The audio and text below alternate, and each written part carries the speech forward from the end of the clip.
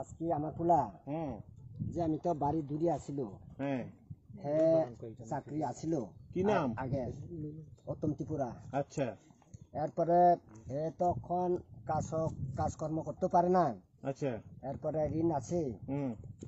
এরপরে কি কি জানি মানুষজন সুদের থেকে আছে অন্ত হাতে কি বেদিশা হয়ে গেছে না কি হয়েছে। তারপরে আমি দেখছি যে এখন গলা ফাঁসি। আচ্ছা আপনি ওনার বাবা? হ্যাঁ আমি কি নাম আপনার? আমার নাম হচ্ছে প্রসন্নমণি ত্রিপুরা। প্রসন্নমণি ত্রিপুরা। আপনার ছেলের নাম? উত্তম ত্রিপুরা। বিবাহিত? বাচ্চা বাচ্চা আছে?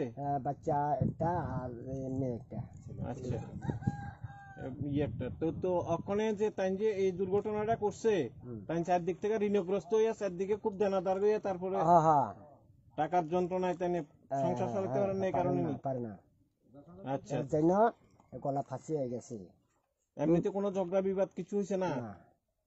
আর কোনো রকমের সমস্যা নাই? না। তাইলে মেইন সমস্যা হয়েছে যে তাই নিয়ে চারদিক থেকে টাকা পয়সার কারণে তাই ঋণগ্রস্ত হয়ে গেছে গা।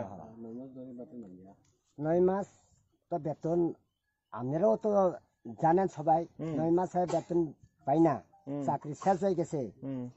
এরপরে হাতে বিভিন্ন রকম চিন্তা করি টাকা দিতে পারছে না, এটা হয়েছে না, লেনদেন ব্যাপার এখন গলা ফাঁসি হয়ে গেছে মনে হয়।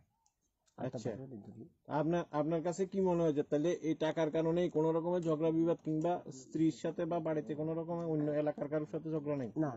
আচ্ছা তাহলে টাকার ঋণের দায়েই এমন হয়েছে? হ্যাঁ স্যার। মানে চাকরি গেছে গা প্লাস ঋণের দায়, এই দুইটাই তো? ঠিক আছে